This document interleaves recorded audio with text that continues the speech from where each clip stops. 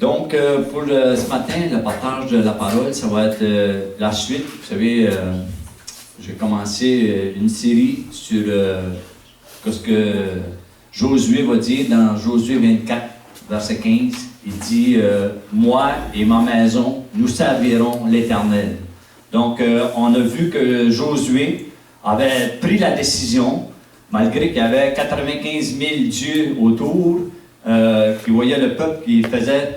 Josué a dit, moi et ma maison, nous servirons l'Éternel. Donc, on a vu la décision que Josué a prise et qui a porté du fruit, que c'est lui qui a pu faire entrer le peuple dans le pays de Canaan, le pays promis. Donc, je m'en vais sur le même thème et Dieu voulant, la semaine prochaine, je devrais conclure avec les pères. Donc, le verset de ce matin, on va commencer avec le psaume 127, verset 1, qui dit « Cantique des degrés de Salomon, si l'Éternel ne bâtit la maison, ceux qui la bâtissent travaillent en vain. Si l'Éternel ne garde la ville, celui qui la garde en vain, veille en vain. » Et là, il va dire au verset 2, « En vain vous vous levez, vous, matin, vous couchez-vous tard, et vous mangez le pain de douleur. Il en donne autant à ses bien-aimés pendant leur sommeil. » Donc, si l'Éternel ne bâtit la maison, ceux qui travaillent pour rien. Donc, c'est important de voir que c'est Dieu qui est l'architecte, c'est Dieu le constructeur, et on a été créé à son image, n'est-ce pas? Il ne faut pas oublier, dans la Genèse, on voit la création.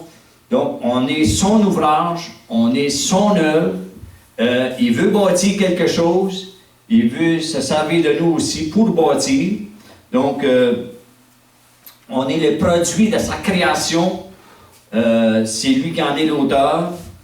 Et la Bible dit que nous sommes des vases. Il faut faire attention aussi, qu'est-ce qu'on met dans le vase? Vous savez, il n'y a pas juste Dieu qui veut mettre des choses dans le vase. On a la chair qui veut mettre des choses dans le vase. On a Satan qui veut briser le vase. Mais on voit que c'est Dieu qui est l'architecte. C'est Dieu qui veut construire. Et c'est pourquoi il dit nous sommes des vases. Je vais vous le montrer dans 1 Pierre. Il dit, approchez-vous de lui, pierre vivante, rejetée par les hommes, mais choisie et précieuse devant Dieu. Donc on voit qu'il dit qu'on est des pierres précieuses. Et nous savons que la pierre angulaire, c'est-à-dire le fondement, c'est Dieu lui-même. On le voit tout à l'heure avec la parole. Il dit, et vous-même, comme des pierres vivantes, édifiez-vous pour former une maison spirituelle, un saint sacerdoce, afin d'offrir des victimes spirituelles agréables à Dieu par Jésus-Christ. Donc, on voit qu'il dit « approchez-vous ».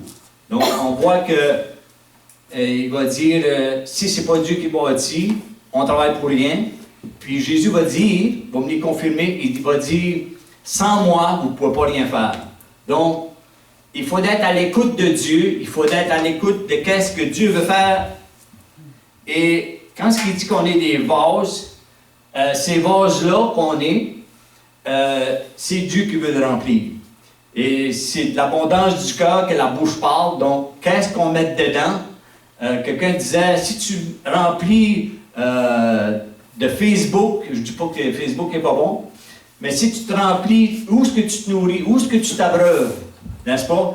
La parole de Dieu est là pour nous abreuver, est là pour nous nourrir. Qu'est-ce qu'on laisse rentrer dans le vase? Okay? Parce que Dieu dit que notre corps est son temple. Si on a reçu Jésus comme notre sauveur, la Bible dit que le Saint-Esprit vient vivre en nous. Donc le Saint-Esprit est là en nous pour nous enseigner, pour nous diriger, pour nous conduire dans les voies que Dieu a préparées d'avance pour nous, afin qu'on le pratique.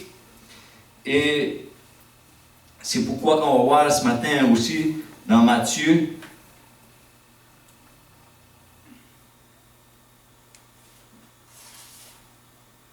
Matthieu 16. il dit, « Et vous, leur dit-il, qui dites-vous que je suis? » Vous savez, ils ont dit, Jésus, où est-ce qu'il vient? Ils voulaient le connaître. Okay? Simon-Pierre répondit, « Tu es le Christ, le Fils du Dieu vivant. » Jésus, reprenant la parole, lui dit, « Tu es heureux, Simon, fils de Jonas, car ce ne sont pas la chair et le sang qui t'ont révélé cela, mais c'est mon Père qui est dans les cieux. Et moi, je te dis que tu es Pierre, et que sur cette pierre, je bâtirai mon Église, et que les portes du séjour des morts ne prévaudront point contre elle. Je te donnerai les clés du royaume des cieux. Ce que tu liras sur la terre sera lié dans les cieux, et ce que tu délieras sur la terre sera délié dans les cieux. » Donc on voit que Dieu il veut bâtir son royaume avec son Église. C'est-à-dire que le royaume de Dieu devrait commencer à se voir dans l'Église. Et on va voir que en Jésus-Christ, c'est qu'il a fait de nous un. Okay? Dans Romains, on lit ainsi, nous qui sommes plusieurs, nous formons un seul corps en Christ. Et nous sommes tous membres les uns des autres. Donc, on est plusieurs, mais il dit on est un. N'est-ce pas? Et vous savez qu'on a tout, on est plusieurs, c'est-à-dire qu'il y a plusieurs caractères, il y a plusieurs idées, il y a plusieurs... si on prend un exemple d'un couple, okay? Je vais donner mon exemple. Okay? Moi, je suis plus côté extroverti. Ma femme est plus côté introverti. Et comment est-ce que tu peux joindre les deux bouts avec ça? Vous savez, l'introverti, il va te donner 95 raisons pourquoi ça ne marchera pas. Tandis que l'extroverti, il est sûr que ça va marcher tout le temps. Donc, comment mettre l'équilibre dans ça, n'est-ce pas? Donc, il faut reconnaître que on a besoin d'équilibre, on a besoin aussi de l'optimisme.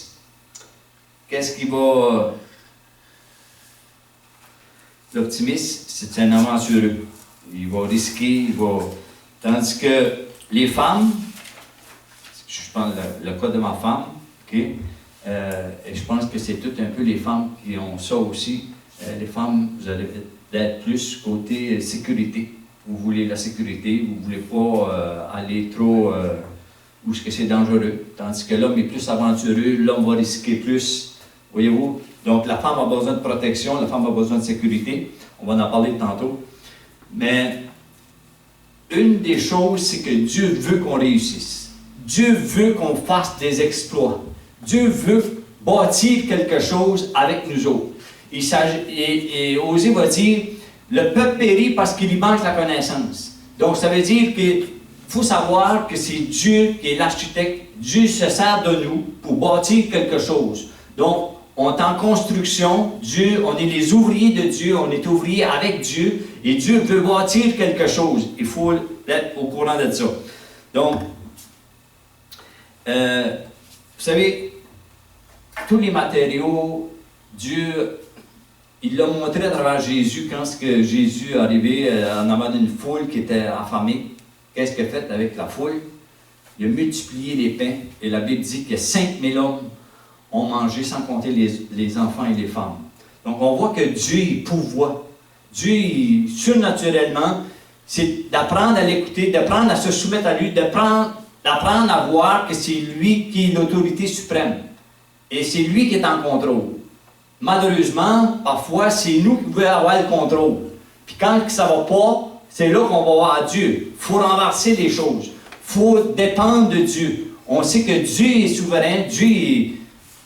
Et on le voit à travers la Bible, quand à un moment donné, il arrive à l'impôt, puis il n'y a pas d'argent dans ses poches pour payer, il va dire à Pierre, va, pêche, le premier poisson que tu pognes, rouvre-y, puis il y a des draches là-dedans, tu payes ton impôt, puis tu payes le mien. Donc on voit que Dieu est souverainement puissant, il ne faut pas limiter Dieu. Donc parfois c'est qu'on veut emmener Dieu à notre image. Dieu est plus grand que nous. Il prend soin de nous. On le voit aussi dans l'Ancien Testament, même quand la veuve avait rien à payer, et quand le prophète Élie est arrivé, puis il a dit, l'huile que dans ton pot diminuera pas. Donc, on voit que Dieu est là et agit. Et la Bible est un livre d'instruction, n'est-ce pas? Et ce livre d'instruction-là, on a besoin de le mettre dans notre vase. Il dit dans la Bible, il dit, tu ne peux pas servir 2 maîtres. Parce que tu vas en haïr un, tu vas mépriser l'autre. Tu ne peux pas aller à 2 maîtres. Il faut que Jésus soit le maître de notre vie. Amen. Amen. Donc, Dieu, il veut conduire. Dieu, il veut diriger. On le voit dans le désert, quand il a conduit un peuple de millions de personnes, et on voit qu'il a pourvu pour eux. Il nous a donné la manne, il nous a donné de l'eau, ils ont voulu de la viande, il a donné de la viande. On voit que dans la nuit, il les éclairait. Quand il bougeait, Dieu veut diriger. Dieu veut conduire. Mais nous aussi, on veut conduire, n'est-ce pas? Et comme que je le dis souvent, il faut dire dans notre prière, prends la roue, take the wheel, vas-y en avant. Donc, qu'est-ce que tu veux nous enseigner? On a vu la semaine passée à travers Jonas, que Jonas, il n'a pas voulu obéir à Dieu. Dieu dit, OK, tu vas aller dans cette direction-là, mais lui, il va aller l'opposé de la direction que Dieu avait. Donc, Jonas, qu'est-ce qu'il veut faire? Il veut faire sa volonté. Jonas veut faire ses désirs, il veut juste faire, mais c'est Dieu qui veut le contrôle. Donc, on a besoin d'instruction. Et ce matin, une des clés que j'aimerais mentionner avec vous, c'est la clé de tout donner à Dieu. Tout donner, tout se donner à Dieu. Il y a une histoire dans la Bible qui est un peu surprenante. Okay? Ananias et Saphira, on voit dans Acte 5, verset 1, un homme nommé Ananias et Saphira, sa femme, vendit une propriété et retient une partie du prix, sa femme le sachant, puis il apporte le reste et le déposa au pied des apôtres. Je vais vous expliquer. C'est que ici, dans le contexte, quand l'Église primitive a commencé, c'est qu'ils vivaient en communauté. Un peu comme les Amish qu'on appelle. Ça vivait tout. Et quelqu'un disait, mes biens, ça ne m'appartient pas, on vit en commun. Donc, qu'est-ce que j'ai, je le mets, puis c'est distribué. Et là, on voit que Ananias et Saphira, eux, qui ont une propriété, ils ont décidé de la vendre, puis donner de l'argent au... Mais il a dit, on veut paraître bien, on veut que ça flèche, mais on va manigancer un petit peu les choses. On va garder une partie du prix, puis on va dire qu'on a tout donné. Et on ne trompe pas Dieu. Donc, Pierre lui dit, Ananias, pourquoi Satan a-t-il rempli ton cœur au point que tu mentes au Saint-Esprit et que tu aies retenu une partie du prix du champ? S'il n'eût pas été vendu, ne te restait-il pas? Et après qu'il eût été vendu, le prix n'était-il pas à ta disposition? Comment as-tu pu mettre en ton cœur un pareil dessein? Ce n'est pas à des hommes que tu as menti, mais à Dieu. Regardez ce qui est arrivé. Ananias, entendant ces paroles, tomba et expira, et une grande crainte saisit tous les auditeurs. Donc, il avait vendu, il n'était pas obligé de donner, c'était à lui. Mais lui, pour flasher, il a dit, OK, ben moi, je vais tout donner.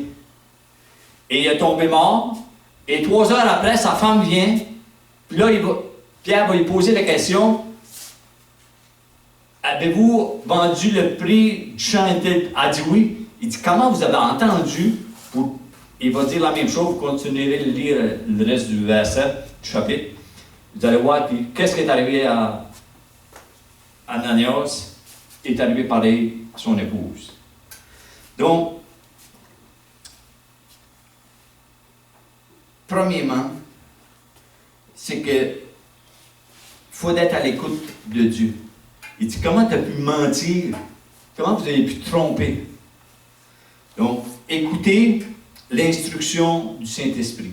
Le Saint-Esprit, la Bible dit, qui est là pour nous enseigner, pour nous corriger, mais aussi, il faut le mettre en pratique. Et là, le petit chant qu'on a pratiqué tantôt, les uns les autres. On a vu avec Romain que Paul va dire qu'on est plusieurs, mais on est un. Et j'ai tout pris les versets, où ça parle dans la Bible, les uns les autres. Les uns les autres, il y en a 91. Mais là, je vois que l'heure est avancée. On ne fera pas des 91, mais il y a 91 versets dans la Bible qui parlent de les uns les autres. Je vous en énumère quelques-uns. Accueillez-vous les uns les autres. Exhortez-vous les uns les autres. Avoir soin les uns des autres. Portez le fardeau les uns les autres. Vous supportez-vous les uns les autres. Consolez-vous les uns les autres. Priez les uns pour les autres. Saluez-vous les uns les autres. Édifiez-vous les uns les autres. Encouragez-vous les uns les autres. Avoir l'amour les uns pour les autres. Aimez-vous les uns les autres. Et c'est le mot « aimez-vous les uns les autres » qui vient le plus souvent. Donc, on voit que, comme le chant disait tantôt, l'amour est de Dieu, celui qui aime est né de Dieu. Donc, c'est pourquoi aujourd'hui notre monde a besoin de l'amour de Dieu. Chaque être humain a besoin de cet amour-là. Tu ne peux pas donner ce que tu n'as pas. Et l'amour vient de Dieu. Donc, le premier, vous savez, le fruit de l'esprit, c'est-à-dire le résultat de ce qui devrait sortir de nous, le premier qui est mentionné, c'est l'amour. L'amour les uns envers les autres. Donc, lorsque l'amour est, la foi augmente. L'amour fait augmenter la foi.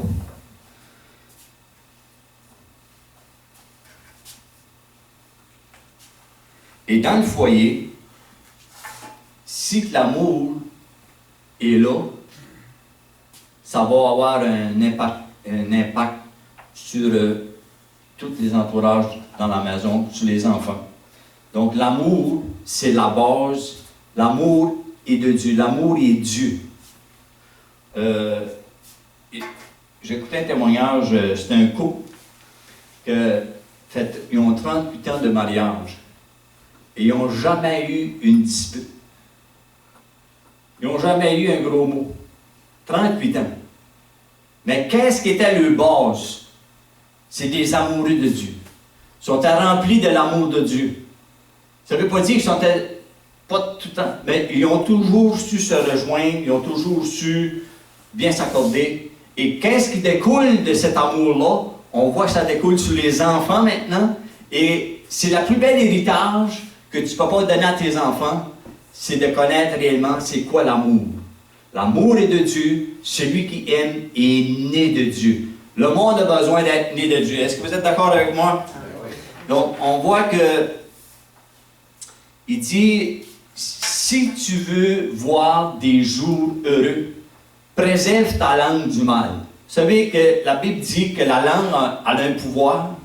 Par ta langue, tu peux maudire Dieu, puis tu peux bénir l'autre. Tu peux faire l'inverse. Tu sais, tu vas dire louer le Seigneur, mais tu méprises ton prochain. Comment arriver à un équilibre? Cet équilibre-là, on a besoin que notre vie soit bâtie sur l'instruction de la parole de Dieu. On a besoin que Dieu dirige, que Dieu bâtisse, que Dieu travaille en nous. Donc, mon dernier verset de ce matin, j'aimerais qu'on puisse lire ensemble un passage dans Luc qui dit, pourquoi, Jésus dit, pourquoi m'appelez-vous Seigneur et Maître et ne faites-vous pas ce que je dis?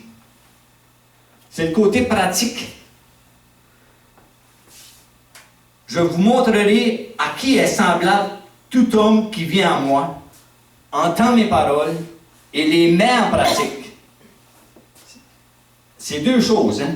L'entendre puis mettre en pratique. Et c'est là qu'il va donner la parabole. Il dit, il est semblable à un homme qui bâtit une maison. Dites-moi, bâtit une maison. a creusé profondément et a posé le fondement sur le roc. Une inondation est venue, les torrents sont jetés contre cette maison sans pouvoir l'ébranler parce qu'elle était bien bâtie. Alléluia. Quelqu'un qui met la parole de Dieu en pratique a un foyer solide. Si Dieu ne bâtit la maison, celui qui travaille en vaine. Et aujourd'hui, pourquoi qu'on voit tant de bisbilles dans les foyers, dans les couples, qui est en... Vois-tu, on s'inquiète pour certaines espèces d'animaux qui est en voie de disparition, et je suis d'accord avec ça. Mais une des tragédies que le monde a besoin de s'ouvrir les yeux dessus, c'est que les familles sont en voie de disparition. Et si tu veux détruire un pays, détruis la famille. Si tu veux détruire le monde, détruis la famille. Et aujourd'hui, la famille est en explosion. La famille est... parce que Dieu n'est pas là. On a besoin de l'instruction de Dieu. On a besoin de se pencher vers cette instruction. Et c'est là qu'il va dire le côté négatif. Mais celui qui entend et ne met pas en pratique est semblable à un homme qui a bâti une maison sur la terre sans fondement. Sans fondement. Les torrents sont jetés contre elle. Aussitôt, elle est tombée et la ruine de cette maison a été grande. On voit que le fondement, il y a deux fondements. On voit ici que ça ne veut pas dire que quand on parle des vents contraires, des vents qui ont frappé, ça ne veut pas dire parce que Dieu est avec toi que tu n'auras pas d'épreuve. Ça ne veut pas dire que parce que Dieu est avec toi que les vents ne seront pas contraires à des moments donnés. Mais si notre foi est basée sur Dieu, si notre fondement c'est Dieu, quoi qu'arrive, Dieu est là et Dieu va rester là. Ça, la tempête frappe les deux. Mais la différence qu'il y a entre les deux, c'est qu'un est démoli et l'autre reste debout. Amen. Ça prend la puissance de Dieu pour vivre ces choses-là. Et quand je parle de l'amour de Dieu, qu'on a besoin de l'amour de Dieu, on voit l'exemple que Jésus va prendre lui-même. On dirait qu'il a prié toute une nuit pour trouver 12 disciples. Mais regardons ensemble, quand ce que Jésus arrive, vous savez, comme Pierre, c'est un gars qui a travaillé dur, c'est un gars qui a fait la pêche. On voit dans la Bible qu'il a pêché des fois des nuits de temps, il n'a rien pris. Puis quand est-ce qu'il prend de quoi, il faut qu'il le rapporte. Ça veut dire il faut qu'il paye de l'impôt là-dessus. Et quand ce qui arrive à un gars comme Matthieu, que lui c'est un voleur, c'est un profiteur, qui va abuser un gars comme Pierre, et quand ce que tu regardes la scène comme il faut, tu te dis, qu'est-ce que Jésus a fait là? Tu sais, il prend Pierre, puis il prend Matthieu, puis il les met ensemble. Pensez-vous que c'est une bonne équipe? Pensez-vous que Pierre était content d'avoir Matthieu? C'est pourquoi Pierre va arriver à un moment donné et il va dire, Seigneur, où que tu vas mettre la limite? Y a-t-il un point où que Matthieu, je vais pouvoir y régler son cas une fois pour toutes? Il dit, vois-tu que je pardonne? Et Pierre est généreux. Pierre va dire, jusqu'à 7 fois. Et Jésus, qu'est-ce qu'il dit? 77 fois, 7 fois. Alors, Pierre voit qu'il n'y a pas de chance. Et là, Jésus va dire, c'est à ceci que tous connaîtront que vous êtes mes disciples si vous avez l'amour les uns pour les autres.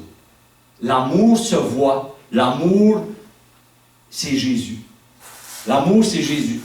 Et on a besoin de Jésus. On a besoin que notre foi soit fondée sur le roc, n'est-ce pas? Et ce roc-là, c'est Jésus. Et la Bible dit que lui, c'est la pierre angulaire. Lui, c'est le solar. Il dit, vous autres, il dit, vous êtes des pierres, mais des pierres vivantes. Pierre va dire, vous êtes des pierres vivantes. Et c'est ça l'Église. L'Église, ce n'est pas un bâtiment. L'Église, c'est des pierres vivantes attachées ensemble qui forment un. Et la base de tout ça, c'est Dieu lui-même. Vous savez, quand on regarde l'amour, c'est quelque chose que tu peux cultiver. Hier, on a fait notre petit jardin, on met des graines dans la terre, on s'attend à voir une grosse récolte salée parce qu'on a mis gros de graines. Et lorsqu'on regarde l'amour, elle se cultive. Si je veux de l'amour de ma femme, il faut que je lui donne l'amour. L'amour, ça se cultive. Et vous savez, dans la famille, je vais parler des femmes ce matin. La femme a des besoins que l'homme n'a pas. Comment une maison ensemble peut grandir quand moi j'ai mon caractère, elle a son caractère, et les petits-enfants qui arrivent, ils ont le caractère. Comment tout ça peut grandir ensemble? C'est Dieu. Vous savez, le besoin de la femme, c'est la sécurité, je n'ai parlé tantôt, c'est la protection. C'est la douceur, c'est le calme. Et la deuxième chose qu'elle a besoin, c'est de l'affection. La femme a besoin d'affection, des petits gestes, des petits mots d'amour, des fleurs. Ça ne dit rien aux hommes bien. Mais, une autre chose que la femme a besoin, c'est la communication. Et lui, je lui ai demandé comment ça va, comment ça a été, comment ta journée a été. La femme, elle aime aussi parler. Vous êtes d'accord avec moi, les autres? La femme aime aussi écouter. Et l'homme, avec sa voix, parfois il aime des disputes, des plus durs, des plus... Comment avoir un équilibre dans ça? L'autre point, c'est l'appréciation et la reconnaissance. Donc, les petits mots, merci, ça a plus d'importance pour les dames. Et Dieu voulant, la semaine prochaine, préparez-vous les papas, préparez-vous les pères, préparez-vous les hommes. On sait que c'est la fête. On va voir la semaine prochaine, Dieu voulant, le besoin de l'homme. Le besoin de l'homme est différent du besoin de la femme. Et je vais en parler la semaine prochaine, vu que c'est la fête des pères. Donc, les hommes, les femmes, vous connaissez que deux caractères, deux besoins différents, comment arriver pour être un. Oui, la base, c'est Dieu, mais on veut que Dieu puisse bâtir quelque chose de solide, quelque chose qui va donner un héritage. Comme j'ai dit tantôt, la plus belle héritage qu'on ne peut pas déléguer, qu'on ne peut pas laisser ici, c'est de voir Dieu à l'œuvre dans une maison. Amen. Est-ce qu'on peut prier ensemble? Alléluia. Seigneur, comme tu nous dis, Seigneur, si ce n'est pas toi qui bâtis, on travaille pour rien. Et ce matin, Seigneur, nous voulons t'ouvrir notre cœur. Nous voulons te dire, viens prendre la place. Viens loger en moi. Donne-moi ton Saint-Esprit. Viens premièrement pardonner mes péchés. Viens pardonner mes fautes. Et tu nous dis dans ta parole que si quelqu'un est en Christ, il est une nouvelle créature. Les choses anciennes sont passées et toutes choses sont devenues nouvelles. Tu nous demandes de travailler non pour les choses terrestres, mais celles qui sont à venir. Père éternel, ce matin, nous voulons nous ouvrir devant toi, te demandant, viens faire ton œuvre dans notre vie, Seigneur. Viens nous construire, viens bâtir, Seigneur. Quel est le plan que tu as pour ma vie? Viens le réaliser en moi. Et ce matin, Seigneur, nous voulons que tu sois glorifié. Merci pour ta parole, qui est un livre d'instruction. On a besoin de se soumettre à toi. Et c'est pourquoi ce matin, Seigneur, nous voulons soumettre nos vies à toi, te demandant de prendre le contrôle, de nous diriger, de se reposer en toi. Nous savons qu'en toi, le fondement est solide et ton fondement est inébranlable. Et on travaille de mieux en mieux à ton œuvre. Dans le nom de Jésus, le peuple de Dieu dira Amen. Amen.